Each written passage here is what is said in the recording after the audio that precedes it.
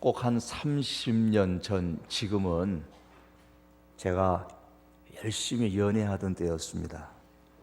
제 집사람 만나서 9월 달에 만났으니까 지금 10월 말 한참 연애할 때였습니다. 제 친구가 소개를 해줘서 그렇게 만남이 이루어졌는데요. 한 번 만난 이후로는 계속 만나는 데 있어서 더 이상 친구의 소개가 필요 없었습니다.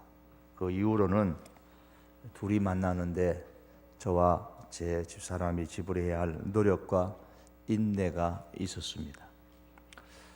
먼 지방에서 밤차를 타고 서울까지 오르락내리락 하는 수고를 제가 했었습니다.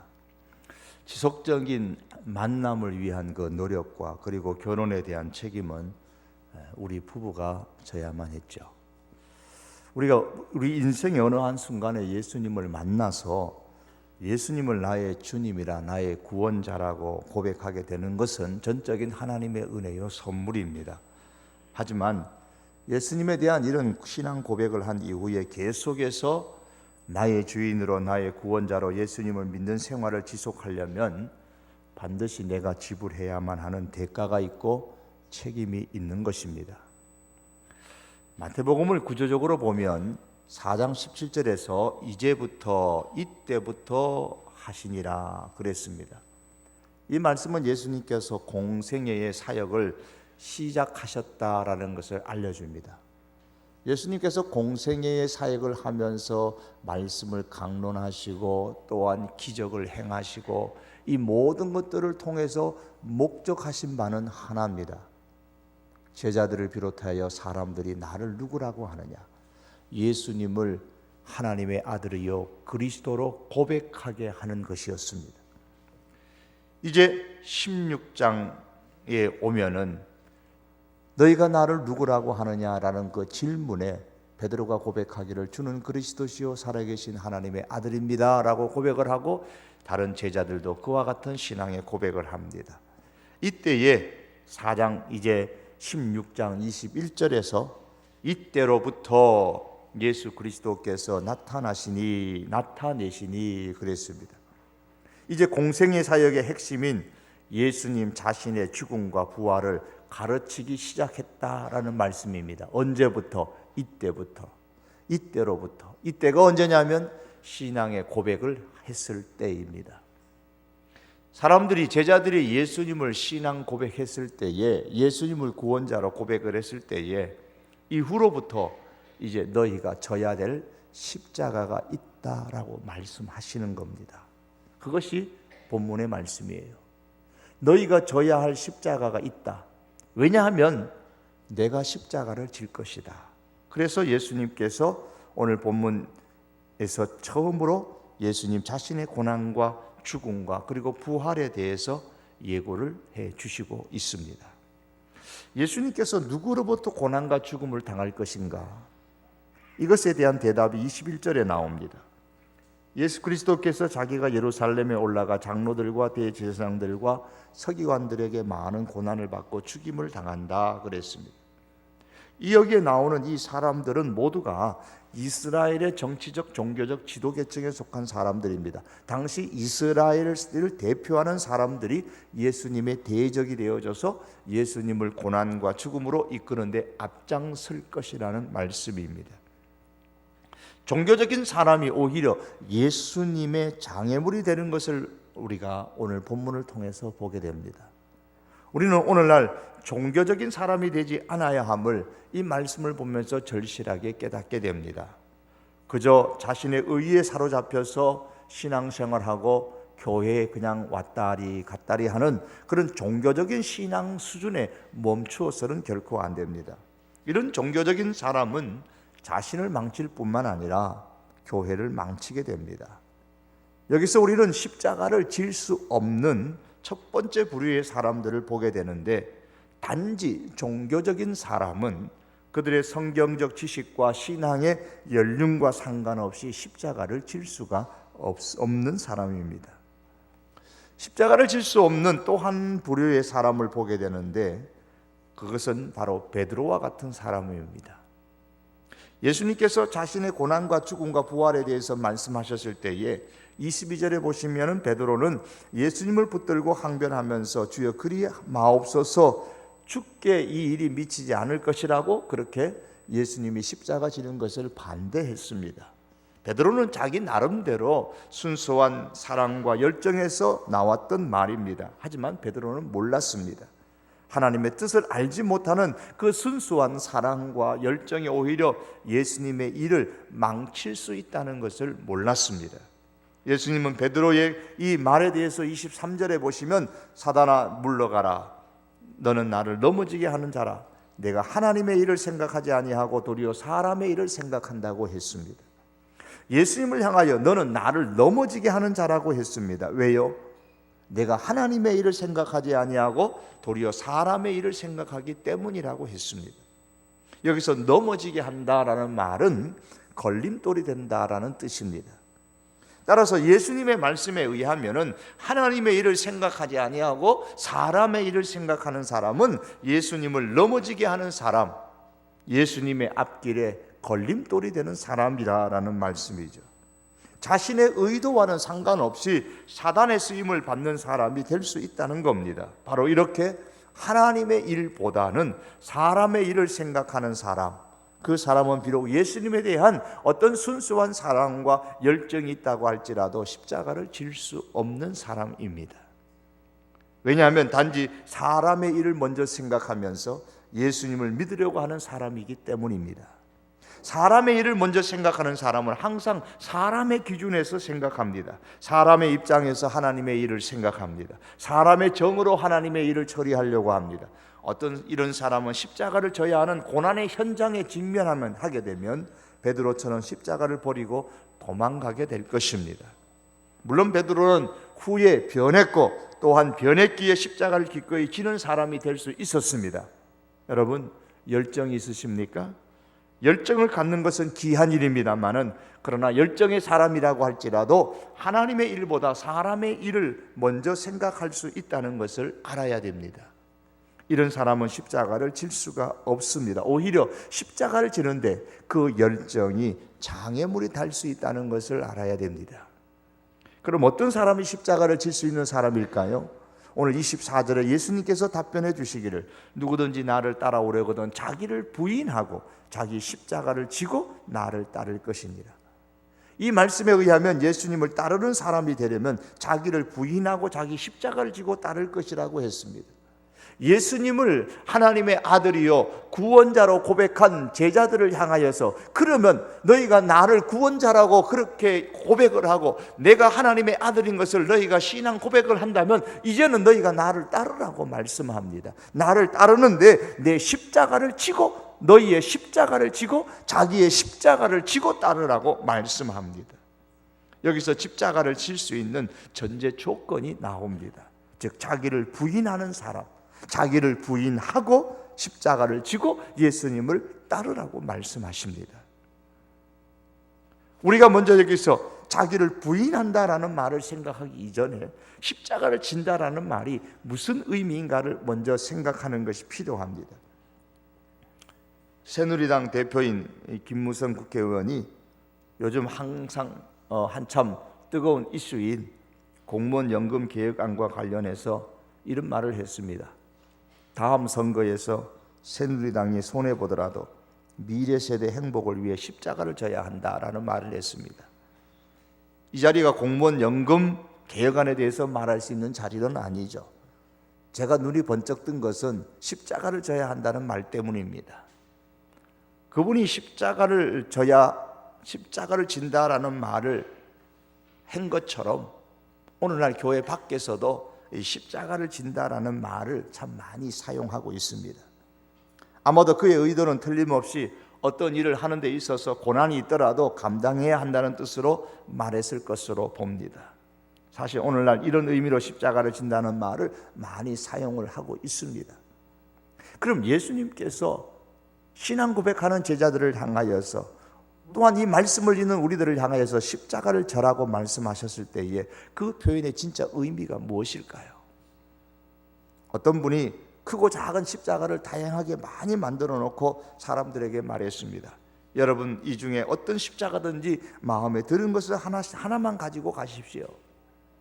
사람들은 가능한 작고 예쁜 십자가를 가지고 가려고 했습니다. 여러분, 우리는 어떤 십자가를 가지고 가시겠습니까? 이 자기 십자가를 진다는 말은 전에 내가 거부하였던 하나님의 권위를 인정하고 하나님께 복종한다는 뜻입니다. 예수님께서 십자가를 지신 것은 첫째, 하나님의 권위를 인정하는 행동이고 하나님께 복종하는 행동입니다. 권위를 인정한다는 것을 무엇으로 알 수 있습니까? 복종하는 것으로 알 수 있습니다. 따라서 하나님의 권위를 인정하는 행동과 복종하는 이 행동은 같은 선상에 있는 것이죠. 하나님께서 예수님에게 요구하신 것은 대신 십자가를 지고 죽으라는 것입니다. 죄인들을 대신하여 십자가를 지고 죽으라는 것이었습니다. 예수님께서는 자신이 져야 할 그 십자가를 생각하시면서 21절에 장로들과 대제사장들과 서기관들에게 많은 고난을 받고 죽임을 당하고 그렇게 말씀하셨습니다. 같은 맥락에서 누가복음 9장 22절에서는 인자가 많은 고난을 받고 장로들과 대제사장들과 서기관들에게 버림받아 죽임을 당하고 그랬습니다. 이 말씀에 의하면 예수님께서 져야 할 십자가가 어떤 십자가인가를 알 수 있습니다. 많은 고난을 받는 십자가입니다. 버림을 받는 십자가입니다. 버림받아요. 죽음의 십자가입니다. 죽음을 당하고 그랬습니다. 이 고난은, 많은 고난, 버림을 받고 죽임을 당하는 이 십자가의 고난은 당연히 받아야 할 고난이 아닙니다. 이 고난은 당연히 버림을 받아야 할 고난이 아닙니다. 이 고난은 당연히 죽어야 할 고난이 아닙니다. 대신 받는 고난이요, 대신 버림을 받는 고난이요, 대신 받는 죽음입니다. 왜 이렇게 해야 합니까? 하나님께서 그렇게 하라고 하셨기 때문입니다. 하나님께서 그렇게 하라고 말씀하셨기에 하는 것입니다. 겟세마네 동산에서 밤새도록 기도하고 예수님께서 얻으신 결론이 이거였습니다. 아버지께서 내게 주시는 잔을 내가 마시지 않겠느냐. 아버지께서 내게 주시는 잔이라는 겁니다. 그래서 십자가를 지셨습니다. 그러므로 예수님께서 십자가를 지신 것은 하나님의 권위를 인정하기 때문이었습니다. 그래서 복종하신 겁니다. 하나님의 권위를 인정하시기에 아버지께서 내게 주신 잔이므로 내가 그 잔을 마셔 복종하겠다, 그 말씀입니다. 예수님께서 십자가를 지실 때에 어떤 자세를 취하셨습니까? 시기와 질투로 가득 찬 가야바와 대제사장들을 원망하셨습니까? 아닙니다. 그러면 자기를 따르는 사람들이 자기를 십자가에 못 박으라고 고함치는 소리를 듣고서 절망감에 빠지셨습니까? 그것도 아닙니다. 그렇다면 죄가 없는 줄 알면서도 정치적인 출세를 위해서 자기를 십자가에 못 박았던 빌라도 총독을 비난하셨습니까? 그것도 아닙니다. 그러면 자기를 배반하고 은 30냥에 자기를 판 가룟유다를 예수님께서 저주하셨습니까? 그것도 아닙니다. 예수님께서는 십자가를 지시면서 이 십자가는 가야바와 대제사장들 때문이다, 자기를 시기하는 바리새인들과 서기관 때문이다, 자기를 배반한 가룟유다 때문이다, 정치적 출세만 생각하는 야비한 빌라도 총독 때문이다, 이것도 저것도 모르는 무리들 때문이다, 이렇게 전혀 생각하지 않으셨습니다. 예수님께서 십자가를 지신 것은 인간적인 측면에서 보면 대제사장과 서기관과 바리새인들과 군중들과 가룟유다와 빌라도와 이들의 욕심과 이들의 시기와 이들의 질투와 이들의 배반과 이들의 물질에 대한 탐욕이 뒤섞여진 복합적인 문제였지만 예수님은 이 복잡한 십자가의 문제를 아주 간단하게 생각하셨습니다. 하나님께서 내게 주신 잔이다. 아버지께서 내게 주신 잔이다.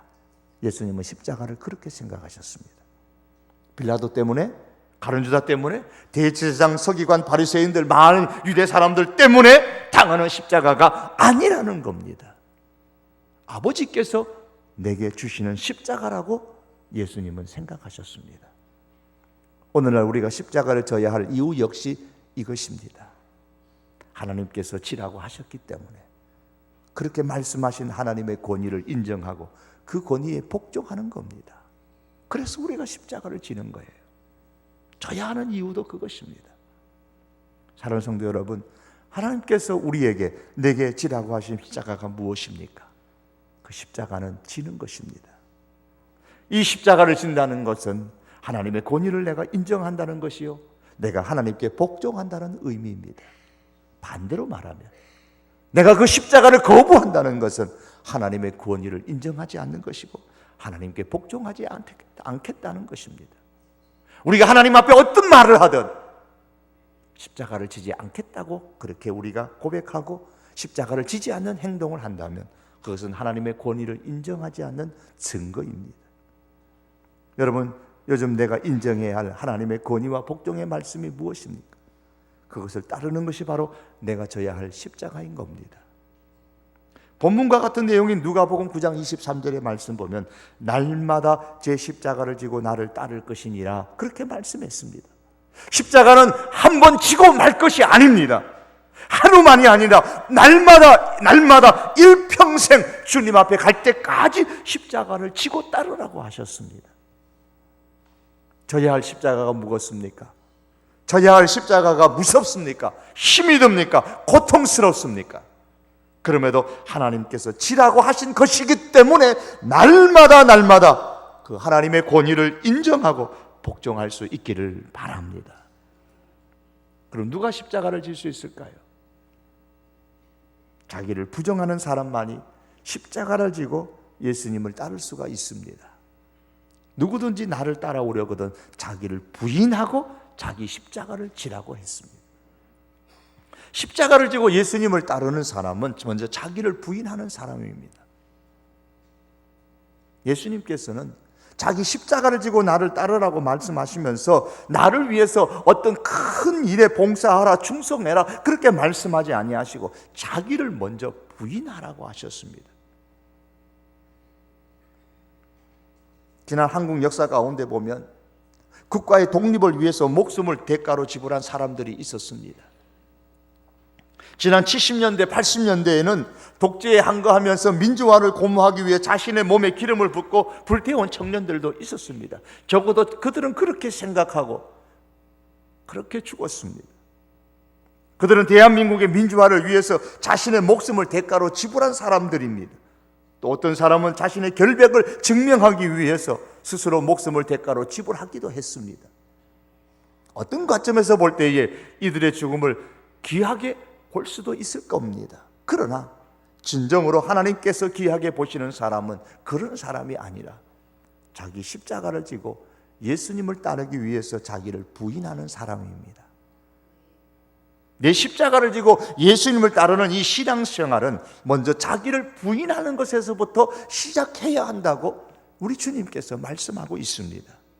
자기 부인이라는 것이 무엇입니까? 제가 일전에 이런 예를 한번 든 기억이 나네요. 아시스의 프란시스라는 수도원에 두 청년이 찾아와서 제자가 되기를 원했습니다. 수도사가 되기를 원했습니다. 그랬더니 이 수도원에서 받아달라는 것입니다. 그래서 프란시스가 말합니다. 배추 모종을 심고 있는데 너희들 한번 심어봐라. 뿌리를 땅에 심지 말고 잎을 땅 속에 묻히도록 그렇게 거꾸로 심어라 그랬습니다. 한 청년은 이 프란시스가 시키는 대로 거꾸로 심었습니다. 그러나 다른 한 청년은 왜 거꾸로 심어야 되지? 농사도 안 지어봤나 하면서 배추를 바로 심었습니다. 그러나 그 배추 무를 거꾸로 심었던 사람은 수도사가 될 수 있었고 자기 생각대로 바로 심었던 사람은 수도사가 될 수 없었습니다. 왜 그럴까요? 얼마나 합리적이냐, 논리적이냐, 농사법에 맞느냐, 아니냐 그것을 알아보기 위해서가 아니라 하나님 앞에 전적으로 자기를 부인하고 순종할 수 있는 그 마음의 자세를 갖춘 사람인가 아닌가를 시험했던 것입니다. 자기를 부인한다는 일이 그렇게 쉽지 않습니다. 항상 자기 생각이 먼저이기 때문입니다. 혹 내 생각, 내 뜻, 내 방식이 아니면 거부한다면 하나님의 영광을 가르는 때가 우리 가운데 있다면 그것은 진정으로 십자가를 질 수 없는 사람이 되고 말 것입니다. 우리는 자기를 부인해야 합니다. 본문 24절에 누구든 자기든지 나를 따라오려거든 자기를 부인하고, 여기서 부인한다라는 본래의 의미는 내가 아니다, 내 것이 아니다 라는 뜻입니다. 내가 아니다, 내 것이 아니다라고 말하는 것이다. 그런 말입니다. 내 것인데 내 것이 아니라고 할 수 있는 비결이 뭡니까? 내 것이 아닙니다. 내 인생이 아닙니다. 내 재물이 아닙니다. 내 것이 아니라고 말할 수 있는 비결은 하나밖에 없습니다. 내가 죽는 것입니다. 내가 아니다라고 말하는 것이 자기 부인입니다. 그래서 자기 부인은 곧 자기 죽음을 의미합니다. 내가 죽는 것이 자기 부인이요, 내 자아가 죽는 것이 자기 부인입니다. 자기를 부인하지 못하는 사람은 결코 십자가를 질 수 없습니다. 자기 생각과 자기 뜻과 자기 방식을 버리지 않은 사람이 그 수도원에서 수도사가 될 수 없었던 것처럼, 내 생각과 내 방식과 내 뜻과 내 것을 고집하는 이상 우리는 십자가를 질 수 없다는 것입니다. 왜냐하면 십자가를 지는 이 일은 고통스러운 일이기 때문입니다.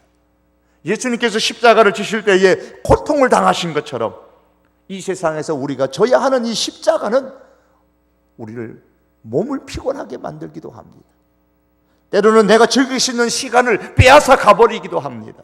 때로는 물질적인 손해도 겪게 만들기도 합니다. 그렇기 때문에 십자가는 자기 부인, 자기 죽음이 없이는 질 수가 없는 것입니다. 우리 성도들이 아현동이 아파트 입주민을 대상으로 지금 매일 전도하고 있습니다. 카톡을 보시면 어떤 집을 찾아가면 거절을 당하기도 하고 문전박대를 당하기도 했다고 그렇게 보고도 옵니다. 다른 일로 문전박대를 당할 사람들이 아니죠. 뭐가 부족해서 사람을 찾아갔는데 문전박대를 당하는 그런 무시를 받습니까? 그런데 복음 때문에, 교회 때문에, 예수님 때문에 문전박대를 당하기도 하고 싫은 소리를 듣기도 합니다. 이럴 때 자기 부인이 되지 아니하면, 자기가 죽지 않으면 할 수 없는 일들입니다. 그런데 이는 자기 부인이라는 것은 강요에 의한 자기 포기가 아니라 보다 나은 선택을 위한 자발적인 그러한 죽음이요, 자발적인 포기입니다. 속이 텅 빈 고목나무를 보면 살아있는 부분보다는 죽어있는 부분이 훨씬 더 많습니다. 왜 그럴까요? 단순히 오래되었기 때문입니까? 그렇지 않습니다. 이 나무 속의 이 단단한 부분을 우리는 일컬어 심재라, 마음 심자를 써서 심재라 그렇게 말합니다. 고목나무의 심재의 세포들은 다 죽어 있습니다. 이 고목나무는 겉부분은 이렇게 살아있지만 속은 죽어 있는 것입니다. 전체를 살리기 위해서 먼저 나왔던 세포들이 죽습니다. 자기를 포기하는 거예요. 마지막에는 이 속에 있는 제일 가운데 있는 심재들은 아예 자기를 비워가지고 속이 뻥 뚫리고 맙니다. 그리고 고목나무는 그 가운데가 뻥 뚫려 있습니다. 그래서 고목나무가 되는 거예요. 고목나무가 사는 이유는 속이 비어있기 때문에 사는 겁니다. 속이 비어 있어야 밖에 있는 새로운 세포들이 살아날 수가 있습니다. 고목나무가 그 속이 비어 있지 않으면 그렇게 오래 살아갈 수가 없습니다. 죽어 있는 부분이 있어야 전체가 오래 살 수가 있는 겁니다. 자기를 부정한다는 것은 바로 이 고목나무가 전체 나무를 살리기 위해서 자발적으로 자기를 포기하는 것과 같습니다. 우리 인생을 전체의 나무라고 한다면 우리의 마음은 심재와 같은 겁니다. 마음이 심재예요. 이기적인 마음을 포기하고 이기적인 마음을 죽여야 되고 버려야 되는 겁니다. 자기 중심적인 그런 심재가 텅 비어 있어야 됩니다. 삶의 중심을 내 자신에게서 하나님께로 옮겨야 됩니다. 작은 일에서부터 하나님의 뜻을 복종할 수 있어야 됩니다. 그럴 때 우리가 십자가를 지는 사람이 될 수가 있습니다. 사람이 자기를 부인하고 예수님을 따르게 되면 어떻게 될까요? 여기에 십자가의 약속이 있습니다. 25절에서 27절의 말씀입니다. 25절의 말씀에 보면 예수님은 일타와 찾는다라는 말씀을 목숨과 관련 지셔서 적절하게 대비하고 있습니다. 누구든지 제 목숨을 구원하고자 하면 잃을 것이요 누구든지 나를 위하여 제 목숨을 잃으면 찾으리라. 여기서 잃는다라는 말은 자기 부인이요 자기 포기를 의미하는 겁니다. 찾기 위해서 잃어야 한다라는 역설적인 진리를 말씀하고 있습니다. 마태복음 13장의 천국은 마치 값진 진주를 구한 장사꾼과 같다고 했습니다. 상인은 진주를 사기 위해서 자기의 소유 전체를 팔아서 그 진주를 샀습니다. 진주를 얻기 위해서 자기 소유, 자기가 지금까지 아끼는 것, 자기가 지금까지 좋아하는 것, 그 모든 것들을 다 부인해야만 했습니다. 포기해야만 했습니다. 여러분, 자기를 부인하고 십자가를 지고 따르는 사람에게는 반드시 십자가의 약속이 있습니다. 오늘 본문 가운데 보면 두 가지를 우리에게 약속해 줍니다. 자기를 텅이 비우면, 자기를 부인하고 십자가를 지고 주님을 따라 살아가면 그 사람에게 십자가가 주는 두 가지 약속이 있습니다. 그 첫 번째 약속이 목숨을 찾는 겁니다. 생명을 찾는 겁니다. 예수님은 자신의 십자가의 고난과 죽음만 말씀하신 것이 아니고 21절에 보시면은 제3일에 살아나야 할 것에 대해서도 말씀하셨습니다. 십자가 속에 부활이 담겨 있다라는 말씀입니다. 부활은 곧 목숨을 찾는 것이고 목숨을 얻는 것이고 생명을 얻는 것입니다.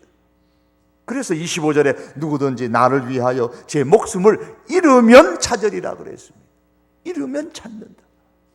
자기를 부인하면 찾습니다. 얻습니다. 생명을 얻습니다. 약속입니다. 아담 안에서 모든 사람이 죽은 것 같이 그리스도 안에서 모든 사람이 삶을 얻으리라 성경은 말씀합니다. 다시 삶을 얻는다고 말씀하셨습니다. 이건 십자가의 약속입니다. 주님의 약속입니다. 이게 믿어져야 자기를 부인할 수가 있고, 이게 믿어져야 자기를 부인하고 십자가를 지고 주님을 따를 수가 있는 것입니다. 이르면 얻습니다. 이것이 십자가의 약속입니다. 십자가에는 완전한 행복한 미래가 약속되어져 있습니다. 이 사실을 믿을 수 있기를 바랍니다. 십자가의 두 번째 약속이 있어요. 자신이 행한 대로 갚아주시는 상에 대한 약속입니다. 27절 말씀입니다. 인자가 아버지의 영광으로 그 천사들과 함께 오리니 그때에 각 사람이 행한 대로 갚으리라. 십자가를 지고 사는 사람들이 기억해야 될 게 있습니다. 27절에 보면 그때에 그랬습니다. 그렇습니다. 그때를 기억하며 사셔야 됩니다. 십자가를 지고 사는 사람은 그때를 기억하고 살아야 이 십자가를 날마다 지고 살 수가 있어요. 그때가 언제입니까? 인자가 아버지의 영광으로 그 천사들과 함께 오는 그때를 가슴에 담고 사셔야 됩니다. 그때를 기억하고 십자가를 지는 사람에게 약속이 있는데 20절 하반절의 말씀에 그때에 각 사람이 행한 대로 갚으리라. 성경을 마무리하는 요한계시록 마지막 장인 22장 12절에도 예수님께서 말씀하시기를 보라 내가 속히 오리니 내가 줄 상이 내게 있어 각 사람에게 그가 행한 대로 갚아 주리라고 약속하셨습니다. 주님의 약속이요 십자가의 약속입니다. 십자가에는 목숨뿐만이 아니라 생명뿐만이 아니라 상이 약속되어져 있습니다. 말씀을 정리하기를 원합니다. 누구에게나 십자가는 있습니다. 우리가 예수 그리스도를 나의 구주라고 고백하고 산다면, 적어도 예수님이 나의 구원자라고 우리가 신앙 고백하고 믿음을 갖고 산다면 우리에게는 주님이 주시는 십자가가 누구에게나 있습니다. 그 십자가를 버려서도 안 되고 끌고 다녀서도 안 되고 주머니에 넣고 다녀서도 아니 됩니다. 십자가는 지고 가는 것입니다. 남한테 지워서도 안 되고 내가 지고 가야 되는 것입니다. 토마스 아켄포스는 십자가를 지고 갈 때에 훗날에 그 십자가가 우리를 끌고 갈 것이라 그런 이야기를 했습니다. 십자가를 지고 가는 것이 힘들어 보이지만 훗날 돌이켜보면 그 십자가가 오히려 나를 이끌고 간다고 얘기한 겁니다. 여러분, 내게 주어진 십자가가 무엇인가를 생각해 보십시다. 그리고 그 십자가를 외면하거나 피하려고 하지 말고 그 십자가를 지고서 예수님을 따르는 우리 하나님의 사람들이 될 수 있기를 원합니다. 이 십자가를 잘 지고 가시려면, 날마다 이 십자가를 지고 가려면 날마다 내 자신을 부인하면서 십자가를 져야 됩니다. 내가 져야 됩니다. 내가 죽어야 됩니다. 내 속이 비어 있어야 됩니다. 이 십자가에는 약속이 담겨 있기에 이 십자가를 지고 가려면 이 십자가의 약속을 바라보고 이 십자가의 약속을 붙잡고 가야만 합니다. 십자가에는 부활의 약속이 담겨 있습니다. 목숨을 찾는 약속이 담겨 있습니다. 상을 받는 약속이 담겨 있습니다. 이 약속을 기억하고 기꺼이 십자가를 붙잡고 십자가를 지고 살아가는 우리 모든 믿음의 식구들이 될 수 있기를 주님의 이름으로 축복합니다. 우리 한번 찬송 한 장 하시겠습니다. 우리 방송실에 찬송 부탁합니다.